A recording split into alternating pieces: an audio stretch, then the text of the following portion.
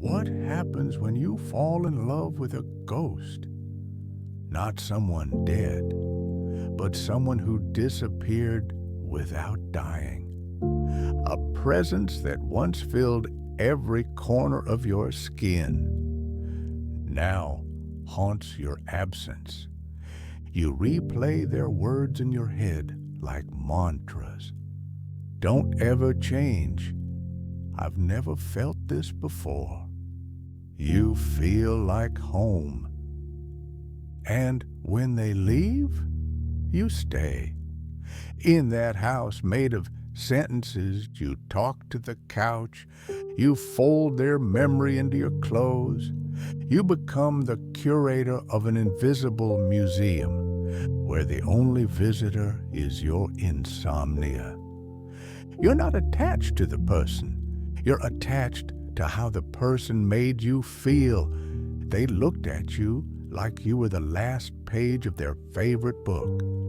So now you keep rewriting yourself, hoping they'll pick you up again. But they won't. They've moved on to other stories, other pages, other genres. And you? You're stuck. Not in the past, but in the illusion of what the past meant. You tell your friends, I'm fine. But your search history says, how to stop thinking about someone who left. You say, I'm over it. But your heart still slows when a stranger wears their perfume, still spikes when the wrong number looks familiar.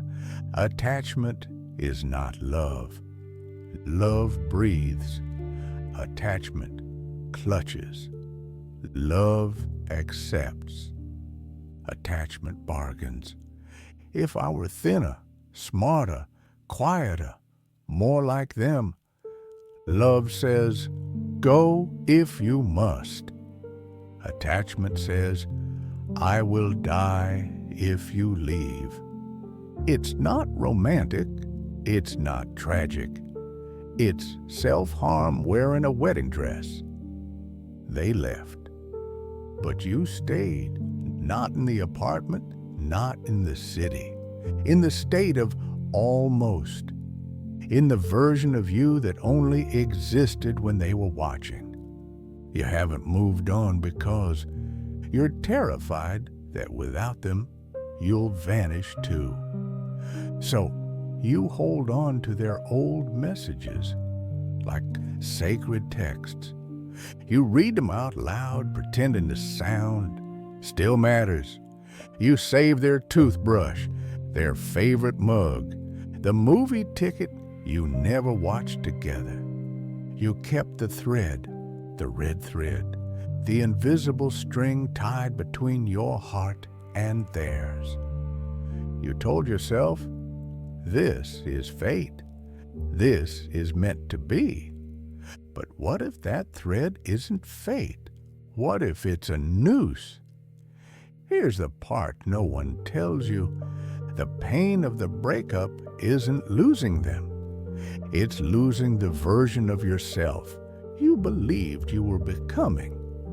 With them you laughed louder, danced more freely, imagined a future.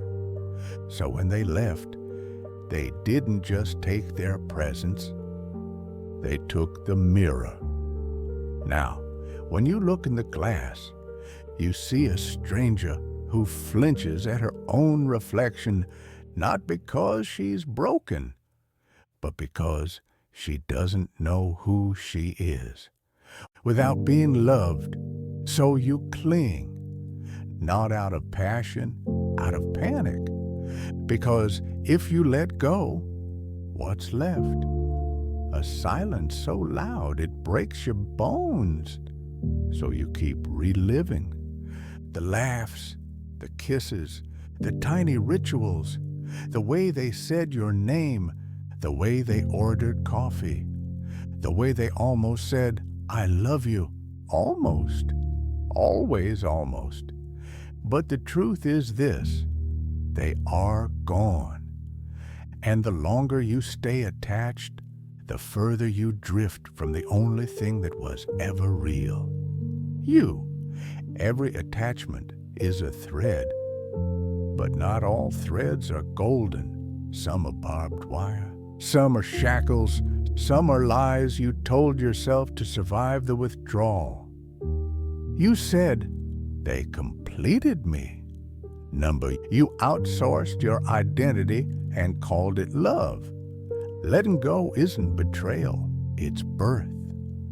Letting go doesn't mean you didn't care. It means you finally do, for yourself. It means you stopped negotiating with ghosts, stopped feeding altars of nostalgia, stopped hoping that the next what if will rewrite the ending. It won't, it can't, because it was never real. You weren't in love, you were in fantasy, in potential, in projection. They didn't love you, they loved what you gave them: attention, safety, devotion. But did they give it back? Or did they just take?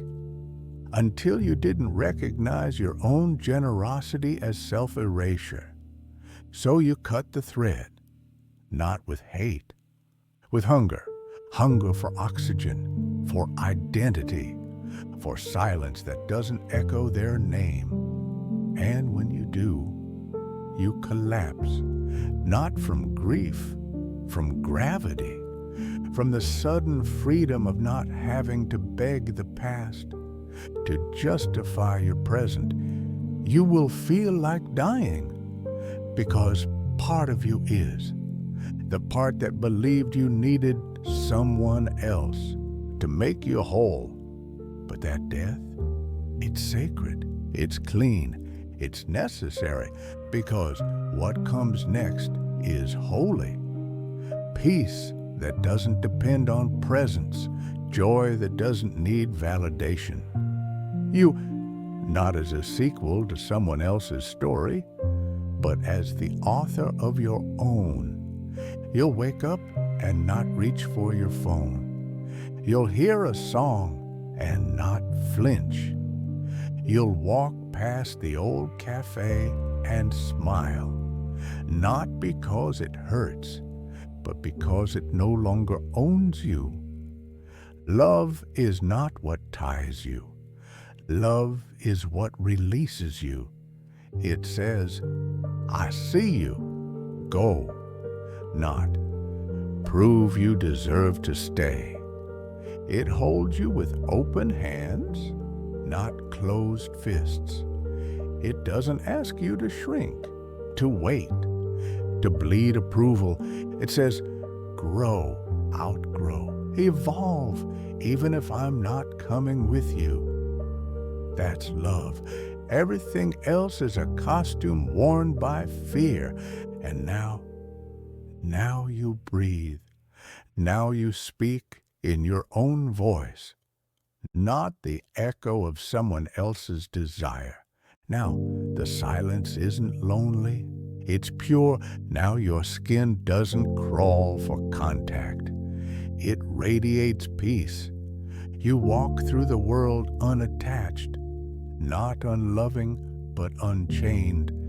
And when love returns, because it will, you'll know it by what it doesn't do.